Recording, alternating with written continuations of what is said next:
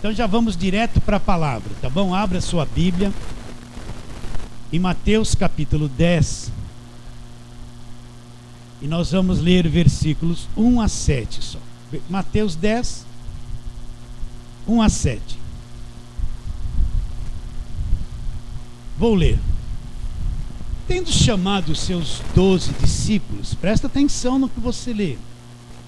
Tendo chamado os seus 12 discípulos, deu-lhes autoridade sobre espíritos imundos, para os expelir e para curar toda sorte de doenças e enfermidades. Ora, os nomes dos 12 apóstolos são esses: primeiro Simão, por sobrenome Pedro, e André, seu irmão Tiago, filho de Zebedeu, e João, seu irmão Felipe, e Bartolomeu, Tomé, Mateus, o publicano, Tiago, filho de Alfeu, e Tadeu, Simão, o zelote, Judas Iscariotes, quem o traiu. Versículo 5. Agora presta atenção nas instruções que Jesus dá a eles. Hoje a tua mente tem que ser aberta. A estes 12 enviou Jesus, dando-lhes as seguintes instruções: não tomeis rumo aos gentios. O que ele está dizendo? Bom, depois eu vou explicar. Nem entreis na cidade de samaritanos, mas de preferência procurai as ovelhas perdidas da casa de Israel. Agora, o que Jesus mandou pregar? Presta atenção. À medida que seguirdes, pregai que está próximo o reino. O reino já tinha chegado? Não, estava próximo. Vamos orar. Pai querido, abra o nosso entendimento. Esses meus visitantes que aqui estão, aqueles que nos assistirão pelo YouTube, que esse vídeo saia bem, Senhor. Abra o nosso entendimento. Queremos ver, Senhor. Queremos ver em nome de Jesus. Amém. O que diz lá em Romanos 10, 4? Não precisa abrir. Diz assim: o fim da lei é o que? O fim da lei é Cristo para a justiça. A justiça de quem? De todo aquele que acredita.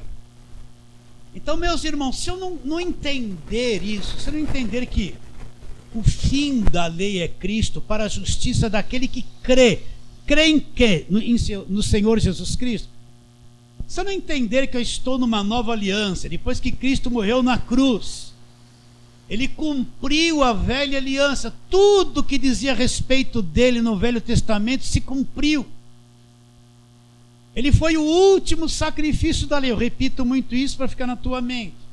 E quando ele morre na cruz e diz: está consumado, o que quer dizer consumado? Em simples palavras, tudo que tinha que ter sido feito foi feito, se consumou, não tem mais nada para fazer. Se eu não entender que tudo foi consumado na cruz, e da cruz para frente inicia-se a nova aliança no sangue dele, se eu não souber dividir velho do novo, o que vai acontecer comigo? A minha vida é uma mistura. Eu vou viver mais no Velho Testamento, no judaísmo, nas promessas feitas para o povo judeu, e minha mente fica fechada para a nova aliança, para as cartas de Paulo, fechada para a obra da cruz.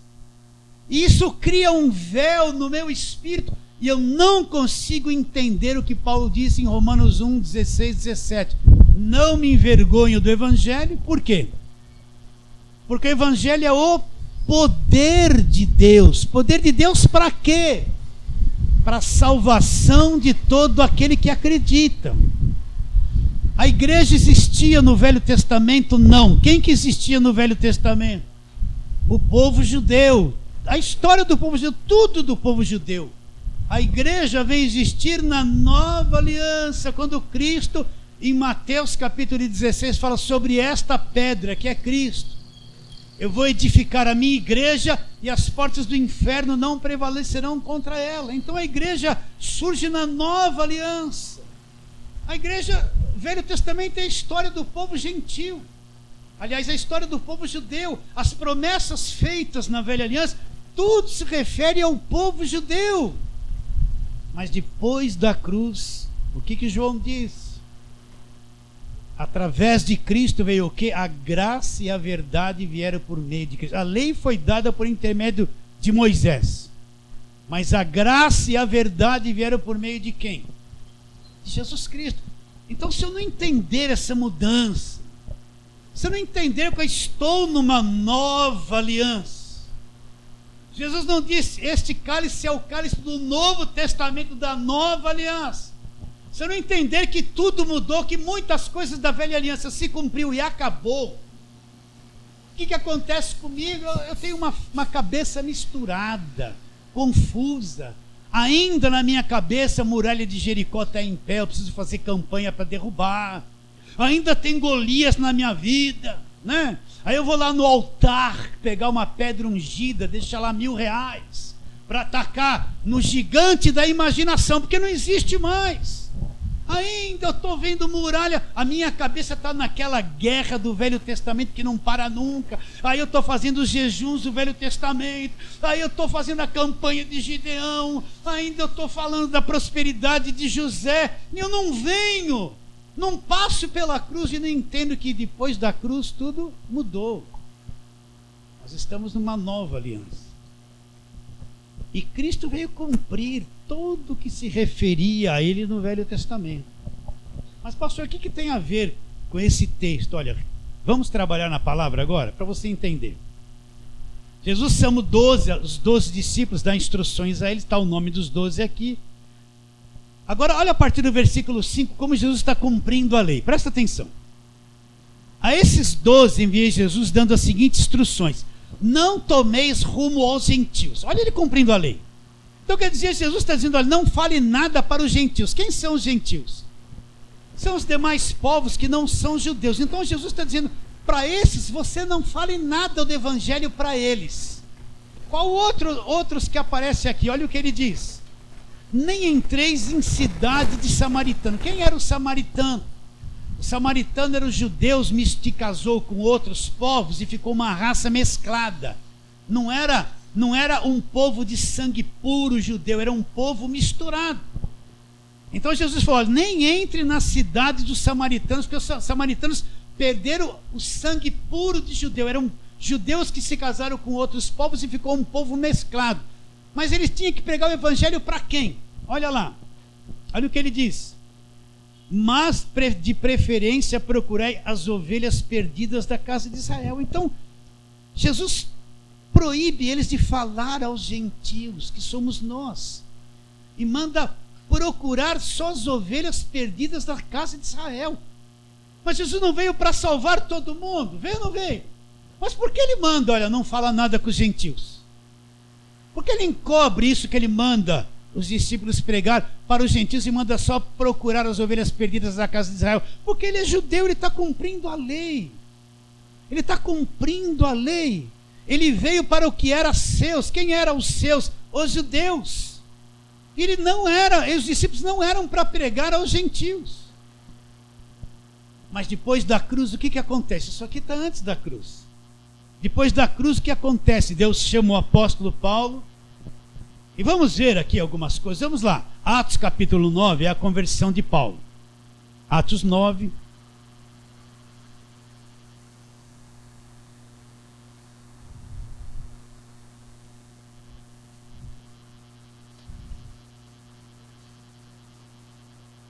No capítulo 9, vamos ler aqui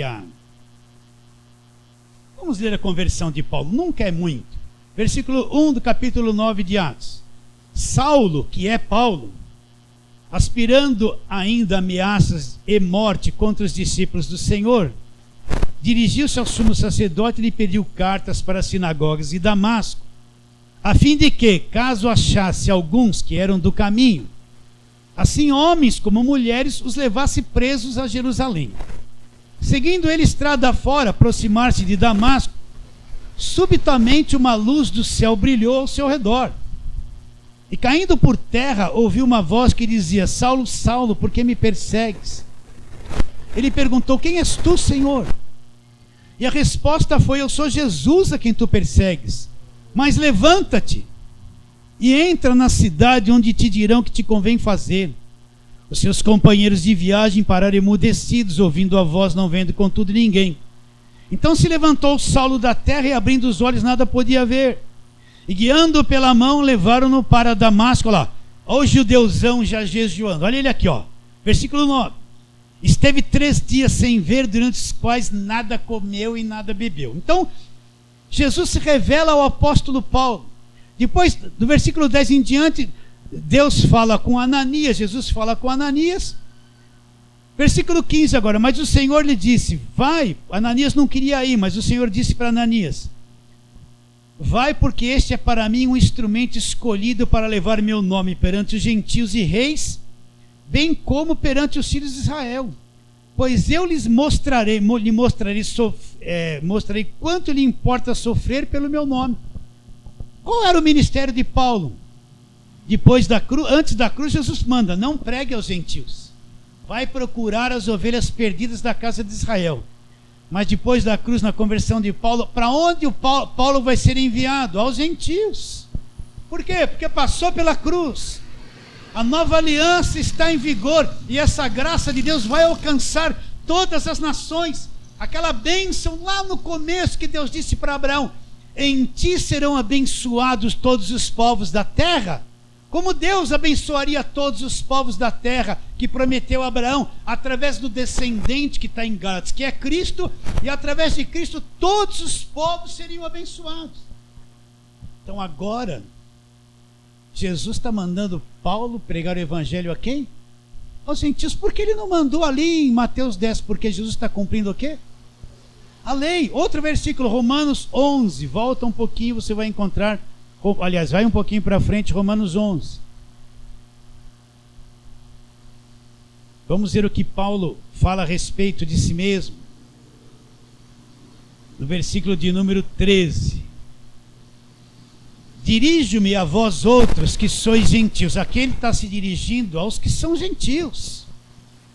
Visto, pois, que sou apóstolo dos gentios, glorifico o meu ministério. Então, ele é apóstolo de quem? Dos gentios. Agora passou pela cruz, então agora Deus levanta o apóstolo Paulo para pregar o que? O evangelho aos gentios, coisas que ali em Mateus 10 Jesus mandou não fazer. Por que mandou não fazer? Está cumprindo a lei. Por que manda fazer agora? Porque tudo se cumpriu na cruz, agora se abre a porta da graça para os gentios. Vocês estão entendendo a diferença ou não? Se eu não souber as coisas que são antes da cruz, que se cumpriu, e o que vem depois da cruz, eu não tenho clareza do que é evangelho. A minha fé é uma coisa misturada, confusa. Sim ou não? Agora volta lá, Mateus 10 de novo. O que Jesus mandou pregar? Olha lá o que Jesus mandou pregar em Mateus 10.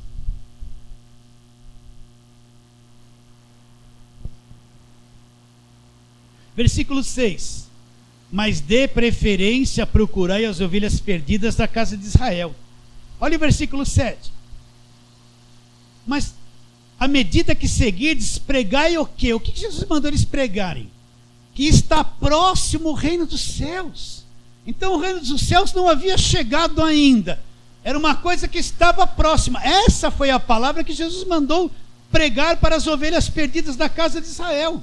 Pregar o quê? O reino dos céus estava próximo. Agora, depois da cruz, o reino de Deus já chegou ou está próximo? Já chegou. O reino de Deus está em nós. Nós somos libertos do império das trevas, transportados para o reino do Filho do amor de Deus. Depois da cruz, o reino somos nós. Nós já estamos no reino. Como é que eu vou pegar? Próximo está o reino dos céus. Se o reino dos céus já chegou e nós, igreja, somos cidadãos dos céus, fazemos parte do reino de Deus. Mudou a coisa ou não mudou? Agora, se eu ficar com a mentalidade de Mateus 10, eu vou pregar o quê? Olha, próximo está o reino dos céus, mas o reino dos céus já veio. Veio ou não veio? Então, aquela pregação próxima estar do reino dos céus não serve para nós hoje. Mas, meu Deus, que blasfêmia! Foi Jesus que falou, sim, foi Ele que falou. Mas depois da cruz, Ele mesmo trouxe o reino para cada um de nós e falou para Paulo e para quem? Mudou ou não mudou? Então não dá mais para pregar, olha, próximo está o reino dos céus. Por quê? Jesus está cumprindo a lei, fazendo a obra entre o povo judeu. Mas depois da cruz o reino já veio. Já veio para cada um de nós. Veio ou não veio? Você está entendendo o que eu estou te dizendo? Quer ver? Mateus, nós estamos em Mateus 10, vamos lá, Mateus capítulo 6. Vamos lá naquela oração do Pai Nosso que a gente falava que nem uma reza. Olha, espero que na tua mente você tenha clareza do que nós vamos falar. Tem entendimento. Visitante, estou preocupado em dizer essas coisas para vocês, mas Deus há de abrir o entendimento de vocês. Mateus capítulo 6, Jesus vai ensinar os apóstolos, os discípulos a orar. Versículo 9. Eu não faço mais essa oração do Pai Nosso. Presta atenção. Portanto, vós orarei assim. Olha lá. Pai nosso que estás no céu, santificado seja o teu nome. É bonito, é ou não é? Olha o seguinte. Venha o teu reino. Espera um pouquinho. Venha o teu reino. Mas o reino já não veio. Nós já não estamos no reino. Não fomos libertos do império das trevas, transportados para o reino. Mas isso aqui está antes da cruz. Mas e depois da cruz? O reino já veio, nós fomos transportados e estamos no reino. Então dá para fazer essa oração? Mas Jesus que fez e ensinou sim, para quem estava debaixo da lei, para quem estava antes da cruz. Vocês estão entendendo a diferença antes e depois da cruz ou não? Continua a oração, olha lá. Venha o teu reino. Faça-se a tua vontade, assim na terra como no céu. O pão nosso de cada dia nos dai hoje. Tudo bonito. Perdoa as nossas dívidas. Olha a condição para nós sermos perdoados. Assim como nós perdoamos os nossos devedores. Então, se eu não perdoar, eu não sou perdoado. Mas o que diz Colossenses 2, 13 e 14? O que diz? O escrito de dívida que era contra nós, que constava de ordenanças, que nos era prejudicial, Cristo removeu, encravando inteiramente na cruz. Aonde está a nossa dívida? Foi cravada na cruz. Tudo que nós devíamos, tudo que era culpado, era pecado, tudo que nos condenava, tudo que nós devíamos, foi cravado na cruz. Acabou, eu e você não devemos mais nada. Mas não dá para orar. Perdoa as nossas dívidas. Por quê? Porque isso aqui é uma mentalidade antes da cruz. Não é? Você entende ou não? Hã? Você está entendendo? É bonito a oração do Pai Nosso. Pai Nosso que estás no céu, santificado seja o teu nome, né? A gente faz assim, o sinal da cruz, né? Não é bonito? Nós como crentes não orávamos isso direto. Mas nunca vimos esses detalhezinhos antes e depois da cruz. Continua lá, vamos lá. Perdoa as nossas dívidas, versículo 12. Assim como temos perdoado os nossos devedores. Não nos deixes cair em tentação, mas livra-nos do mal. Ele nos libertou, não nos libertou do império das trevas, em Colossenses 1,13. Libertou ou não libertou? Então, me livra do mal, mas espera aí, ele não me libertou do mal, não me libertou do império das trevas, já me libertou, então vai ser difícil eu vou falar assim, livra-me do mal. Por quê? Porque eu já sei que fui liberto do império das trevas. Já fui liberto ou não fui? Vocês estão entendendo o que é antes e depois da cruz? Sim ou não? Jesus está falando isso para quem? Para os discípulos que são judeus, ensinando eles a orar. Pai nosso, estás no céu, santificado seja o teu nome, mas venha o reino, perdoa as dívidas e livra-nos do mal. Isso Jesus já fez na cruz por cada um de nós. Agora, se o véu não é retirado, eu não entendo essas coisas. Se tem alguém no YouTube nos assistindo que o véu não foi retirado, ele não entende isso, ele vai achar que isso é enganoso. Por isso que eu disse, o fim da lei é Cristo para a justiça de todo aquele que crê. Então, toda a velha aliança ela é encerrada na cruz, acabou. Inclusive Malaquias 3, acabou. Tudo isso é lei, é judaísmo, acabou na cruz. Acabou ou não acabou? Acabou. Você acredita que acabou? Não tem uma vozinha aí, isso aí tá meio estranho, hein? Eu gosto tanto da oração do Pai Nosso, eu tenho até ela escrita lá na minha estante. Eu tirei o Salmo 91 e deixei lá. Tem até um santinho assim, ó.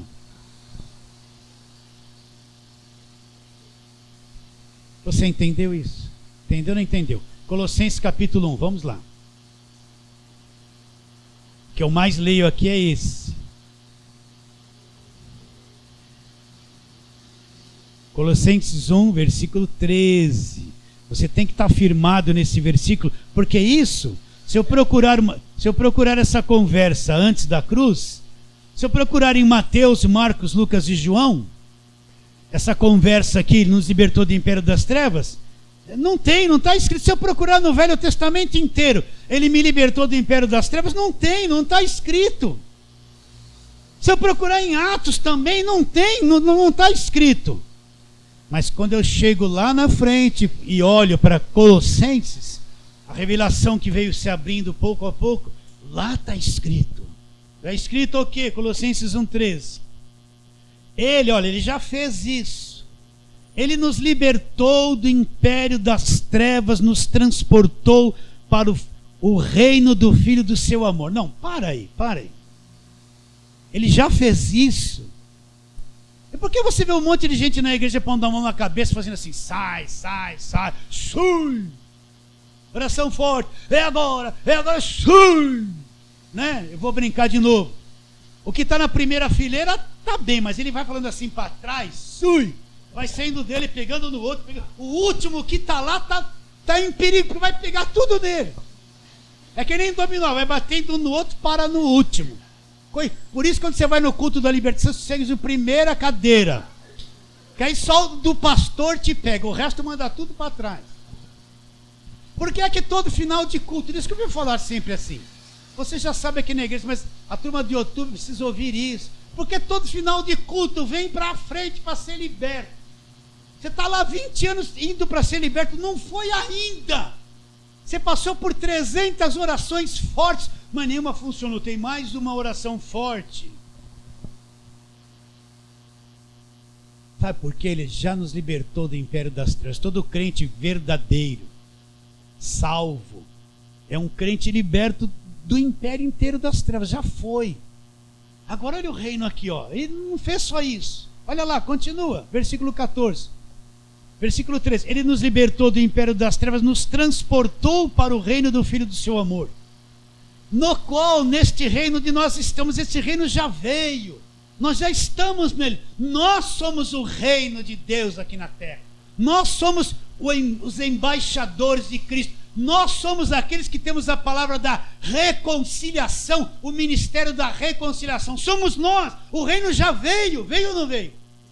Eu não vou orar, venha o teu reino. Por quê? Porque antes da cruz já mudou. Depois da cruz tudo mudou. Mudou ou não mudou? Está abrindo o teu entendimento. Você tá lá dentro, repare bem. Lá dentro, ali dentro, você tem uma coisinha assim que está abrindo, acordando assim, né? Está com sede disso ou não? Hã? Vamos para outro texto. Mateus capítulo 19, volta lá. Mateus 19. Vamos ler ali aquele jovem rico, né? Mateus 19, versículo 16. Presta muita atenção nisso que eu vou falar para você. Mas muita atenção mesmo. Versículo 16. E eis que alguém aproximando-se, outra tradução está jovem rico, depender, está lá em Mateus, em Marcos, em Lucas, essa mesma passagem. Vamos pegar essa. Eis que alguém aproximando-se lhe perguntou. Presta atenção, olha a mente de quem está na lei. Olha a mente de quem está na lei. Mestre, que farei eu de bom para alcançar a vida eterna? Para. Quem não entende a graça de Deus, ele pensa que ele tem que fazer coisa boa para ser salvo, para alcançar a vida eterna.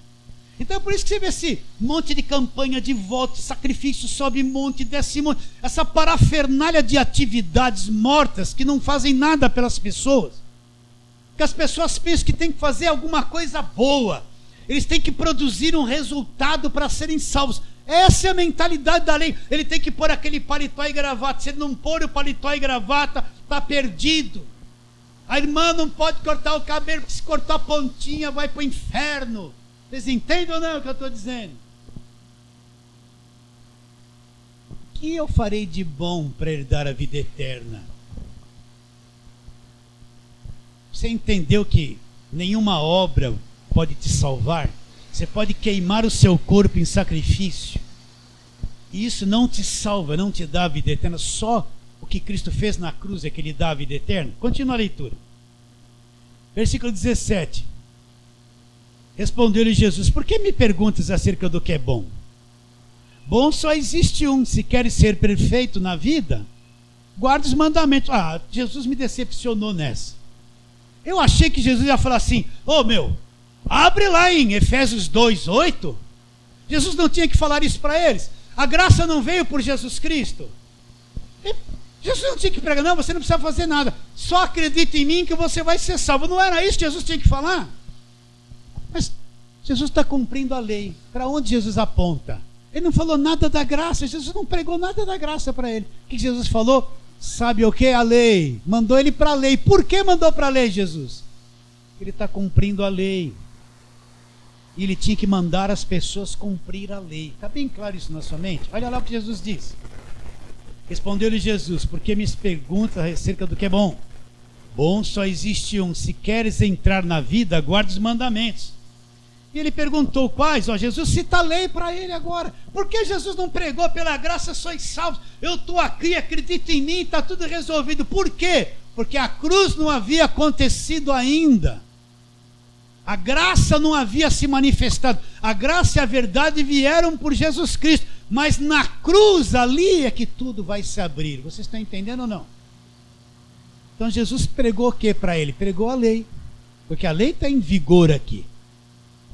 Sabes os mandamentos? Perguntou quais?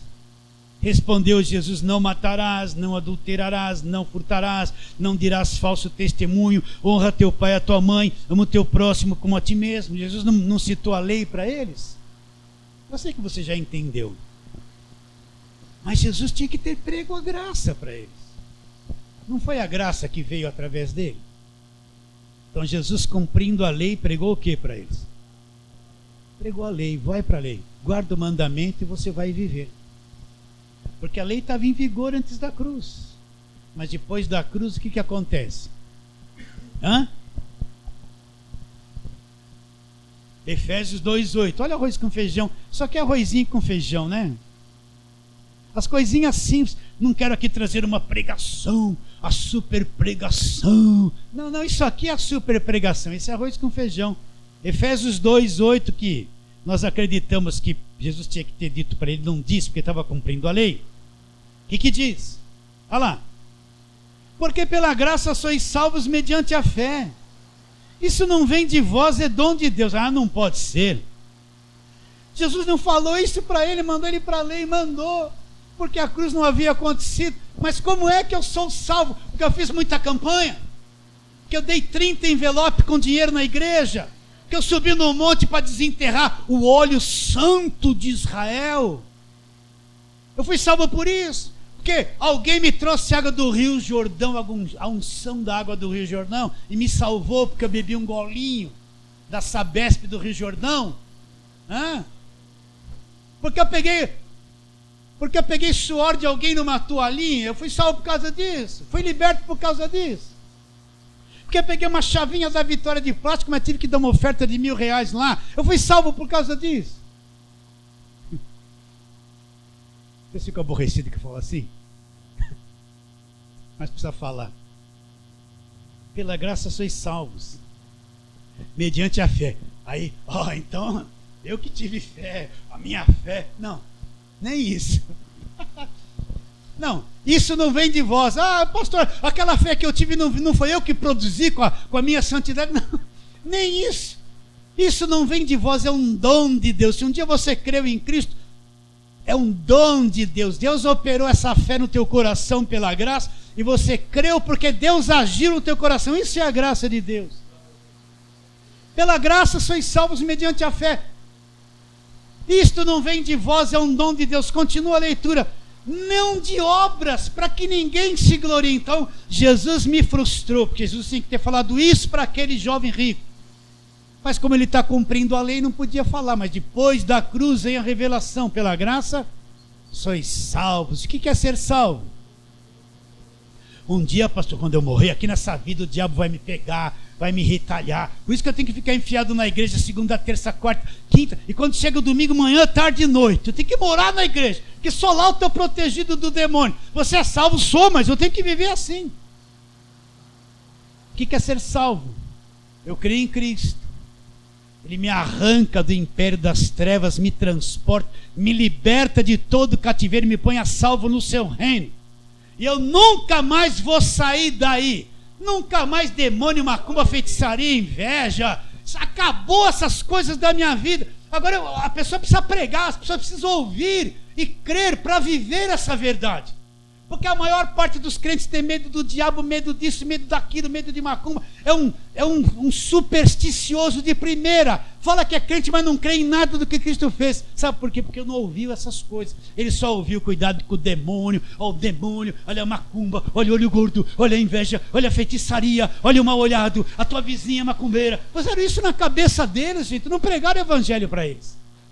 Então você vê essa gente mesclada, amedrontada, supersticiosa, escravizada dentro de uma igreja, com medo de tudo. Só vê demônio na casa dele, não vê mais nada.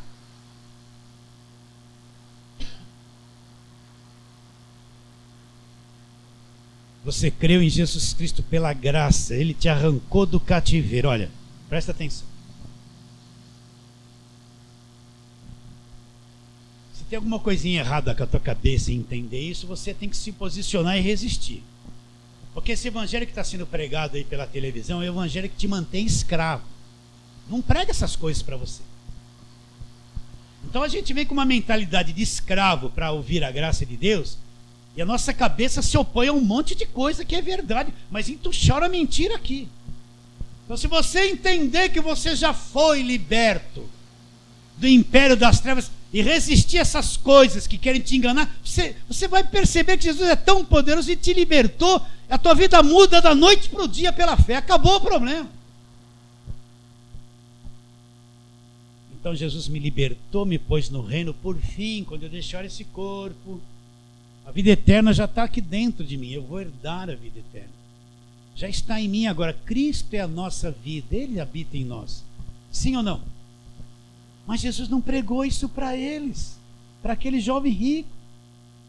Por quê? Eu estou repetindo isso para trabalhar na tua cabeça. Porque ele está cumprindo a lei, não podia falar isso ainda, porque a graça não estava em ação. Eu sei que alguém vai dizer, não, a graça sempre esteve no Velho Testamento. Mas começa depois da cruz. Lá teve muita misericórdia. Entende ou não?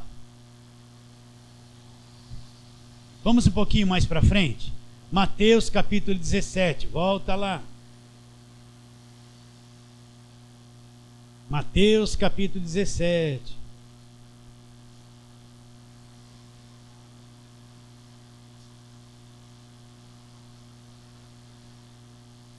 E vamos ler esta casta. As pessoas falam assim, mas pastor, o senhor fala que jejum é obra morta, mas Jesus disse, essa casta só sai com jejum e oração. Aí ele disse mesmo, nós vamos ler aqui, ó.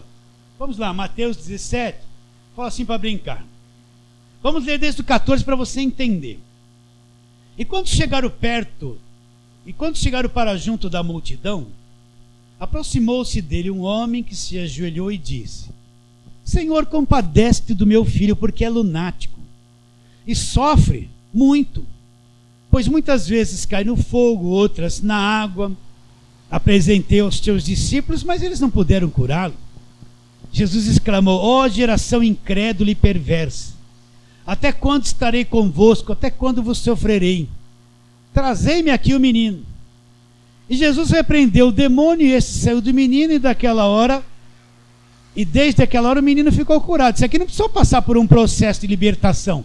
Em 7 cultos de libertação. Jesus libertou, acabou, não volta mais. Entende isso ou não?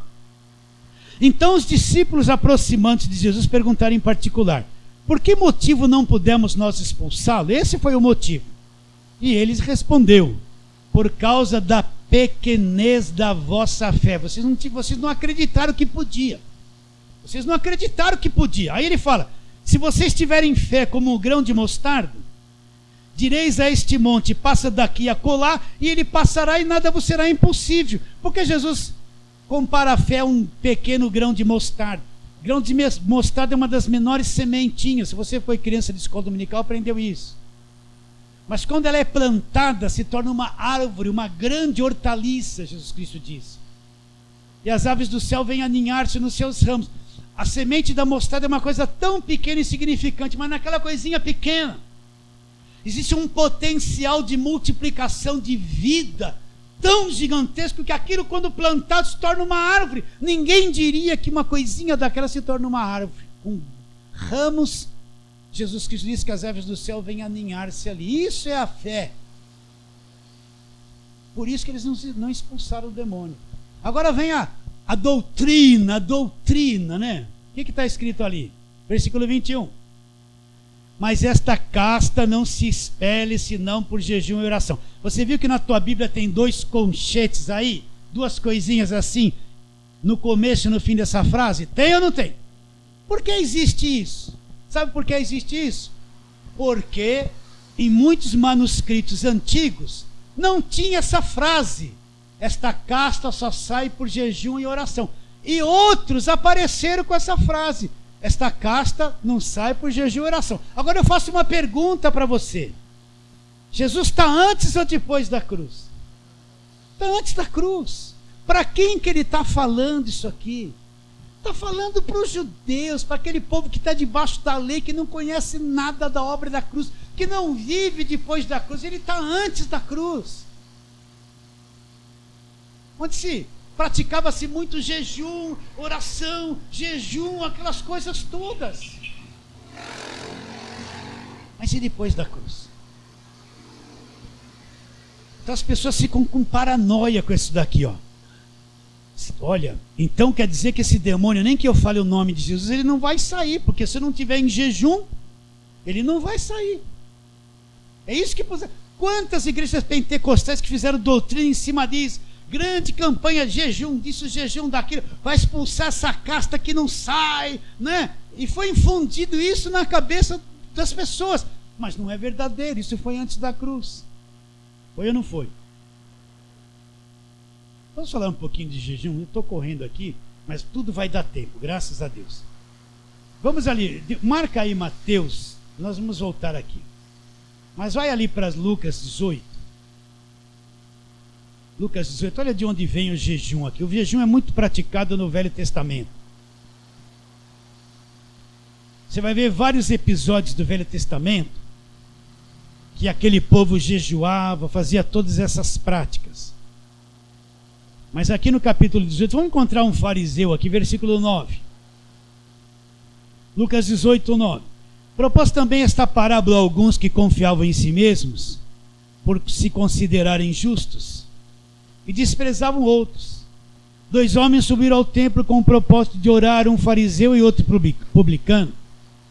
O fariseu, posto em pé, orava de si para si mesmo: ó Deus, graças te dou, porque não sou como os demais homens, roubadores, injustos, adúlteros, nem ainda com esse publicano. Olha a glória do fariseu, olha o que exaltava o fariseu. Eu jejuo 2 vezes por semana e dou o dízimo de tudo quanto ganho. É isso aqui o fariseu. Eles praticavam jejum. Você vai acompanhar a prática do jejum no Velho Testamento inteiro. Mateus, Marcos, Lucas e João. Os discípulos de João Batista jejuavam, brigavam com os discípulos de Jesus porque eles não jejuavam. Os fariseus jejuavam. Mas jejum era coisa praticada antes da cruz. Depois da cruz, jejum é obra morta. Se o jejum é que me liberta, eu anulo a cruz. Se o jejum é que me dá autoridade para expulsar o demônio, então eu anulo o nome de Jesus. Sabe que para que serve o jejum na nova aliança? Nada. Absolutamente nada. Não serve para nada. A fé é mais que tudo. O justo não vai viver pelo jejum que faz. Ele vai viver pela sua própria fé. O justo vive por aquilo que ele acredita. É isso que ele vai viver, não é por jejum. Mas depois da cruz, vamos lá, Mateus capítulo 28, vamos lá.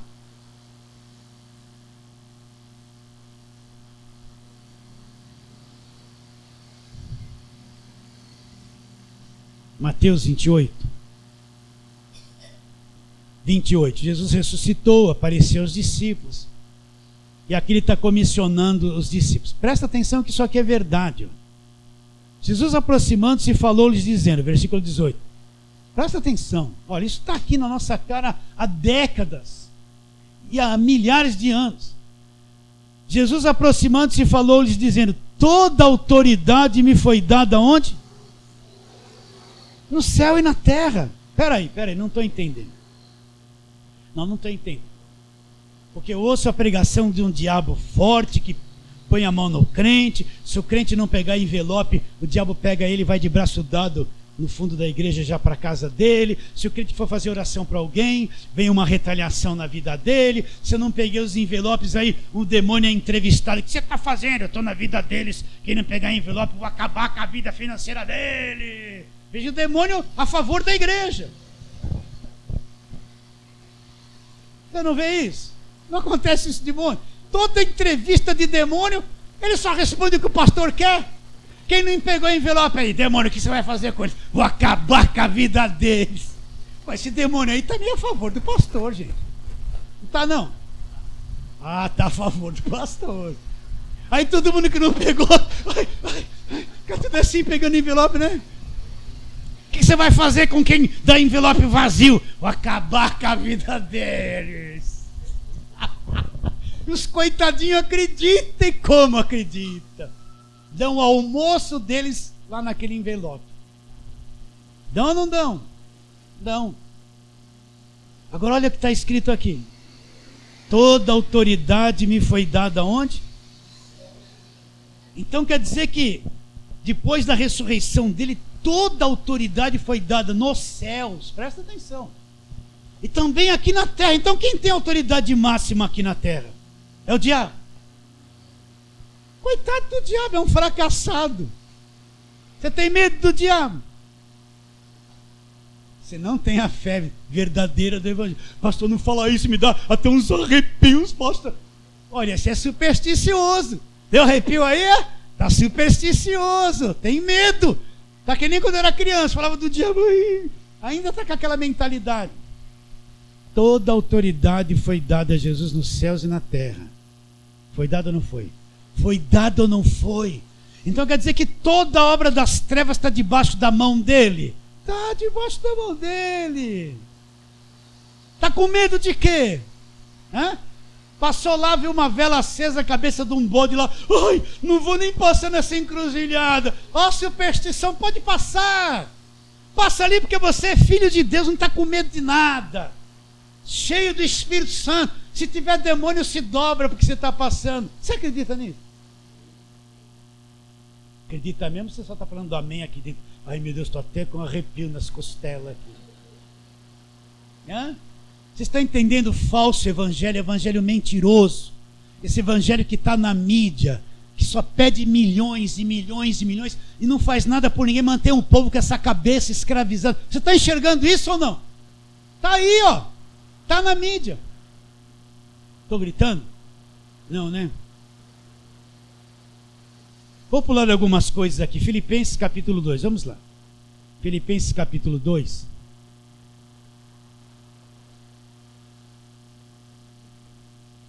Agora você precisa ouvir e crer. Não pode só ouvir e amanhã esquecer. Tem que viver pela fé. Viver pela fé no quê? No Evangelho. Viver pela fé no Evangelho. Então, Filipenses capítulo 2, desde o versículo 5.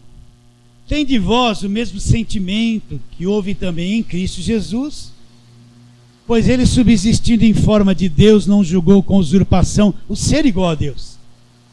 Antes a si mesmo se esvaziou, assumindo forma de servo, tornando-se em semelhança de homens, reconhecido em figura humana. A si mesmo se humilhou, tornando-se obediente até a morte, morte de cruz. Pelo que também Deus o exaltou sobremaneira e lhe deu o nome que está acima do quê? De todo nome. Para que ao nome de Jesus se dobre todo o joelho. Aonde? Nos céus, na terra e debaixo da terra. Toda língua confesse o quê? Que Jesus Cristo é Senhor para a glória de Deus. Ah, espera um pouquinho. Toda autoridade foi me dada nos céus e na terra. Não precisa jejuar, não. Jesus falou alguma coisa de jejum aqui? Hã? Esses sinais seguirão os que crerem em meu nome, expulsarão o demônio. Ele falou, tem que estar em jejum para expulsar essa casta. Mas lá em Mateus 17 está lá, essa casta não sai senão jejum e oração. Mas depois da cruz, onde o diabo foi despojado. Hebreus 2,14, foi destruído. Toda autoridade foi me dada nos céus e na terra. O nome dele está acima de todo nome. Não acha chato eu repetir muito isso para você? Não acha não? Diante do nome dele, todo joelho se dobrará, toda língua confessará. Jesus Cristo é o Senhor nos céus, na terra e debaixo da terra. Então olha a autoridade do nome de Jesus. Você enxerga isso ou não?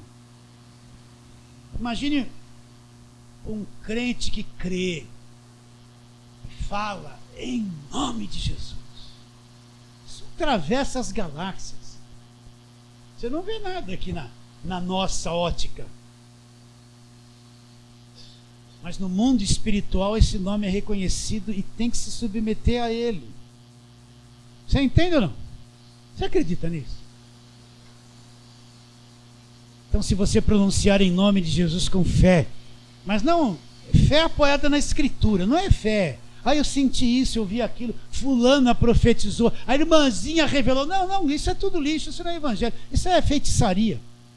Feitiçaria que entrou na igreja. Se você falar em nome de Jesus, o universo reconhece. Não reconhece? Quando ele está dormindo lá no barco, quando aquele mar está lá, isso antes da cruz, aquela tempestade, o barco quase afundando, ele levantou e falou: fica tudo quietinho aí. A criação reconheceu ele, o vento reconheceu ele, o mar reconheceu.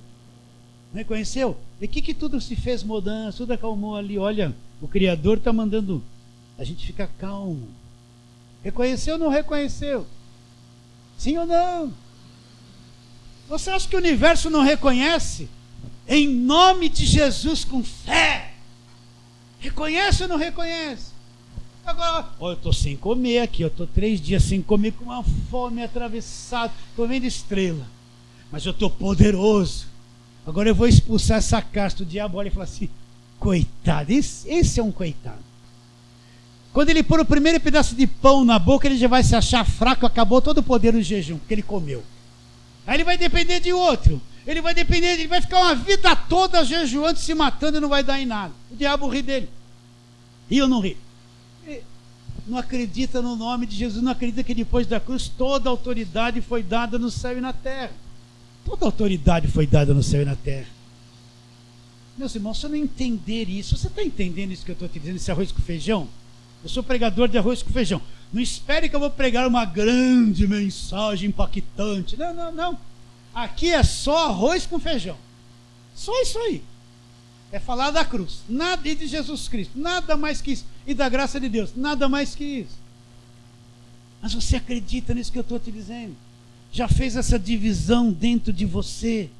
Você já viu o que é a fé da velha aliança? Sim, tem coisas lá em Daniel que fala de Apocalipse, tudo muito bonito, mas tudo que tinha que ser cumprido da velha aliança se cumpriu na cruz e acabou. Aquilo acabou, nós somos libertos da lei pelo corpo de Cristo, está lá em Romanos capítulo 7. Agora imagine a cabeça de uma pessoa. Jesus me libertou, ai meu Deus, mas olha a muralha em pé diante de mim. Olha, Jesus me libertou, Ele é poderoso para te prosperar, mas cresceu gigante na outra área, eu tenho que derrubar.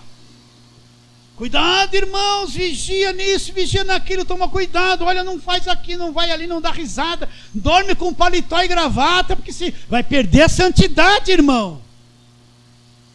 Eu tinha um vizinho que, de vez em quando, o pai dele que chega lá soltar a gravata. Ele dormia de paletó e gravata, porque na igreja dele dizia assim: Jesus vai voltar e você vai não estar de paletó. Olha, eu estou falando a verdade, eu não estou inventando.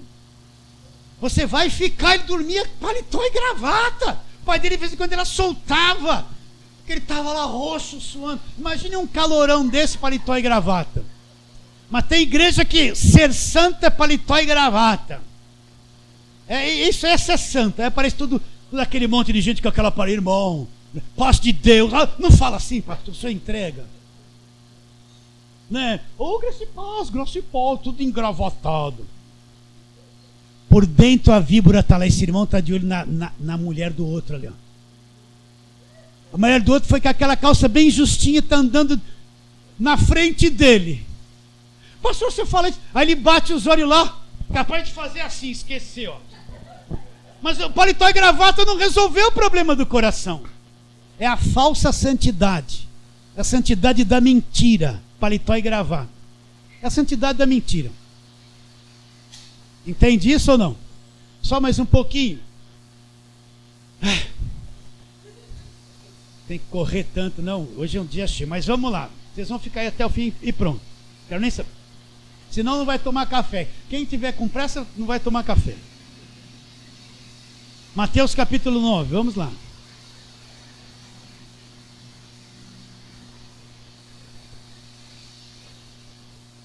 Então, Mateus capítulo 9. Deixa eu chegar lá que hoje essa Bíblia aqui não...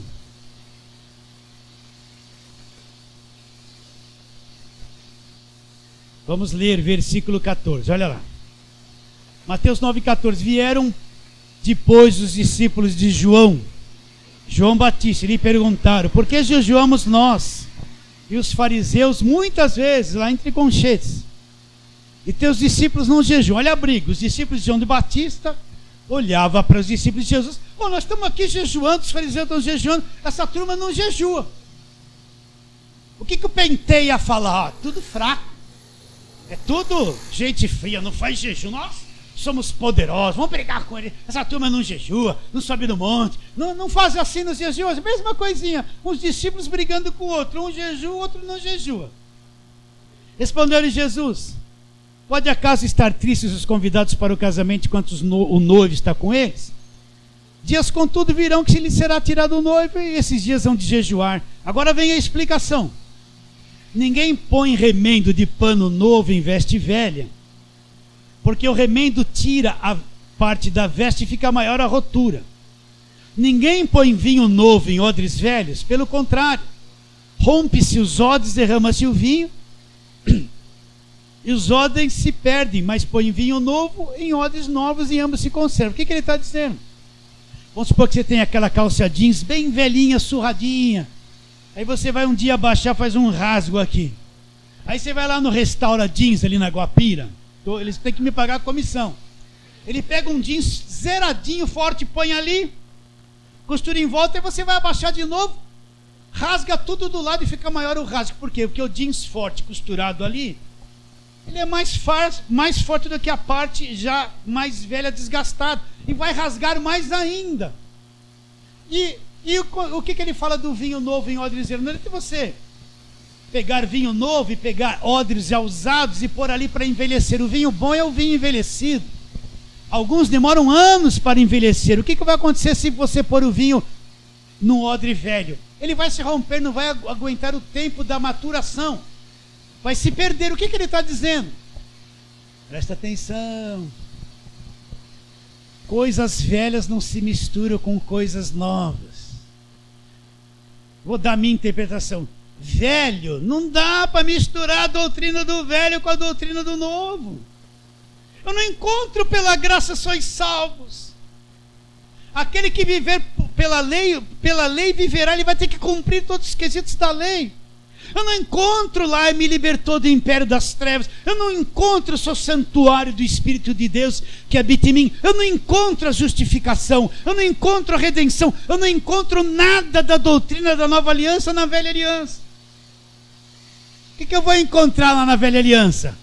Guerra, guerra, guerra o tempo todo de guerra. É ou não é? O tempo todo é inimigo. O tempo todo é filisteu, jebuseu, ferizeu. O tempo todo eles estão em guerra, não tem paz. Acabou a guerra na cruz, Jesus venceu, acredita ou não? Então você entendeu? Jesus, nesses textos que lemos, está cumprindo a lei, tinha que falar assim. Mas depois da cruz, tudo mudou e nós estamos numa nova aliança. Fala assim, amém.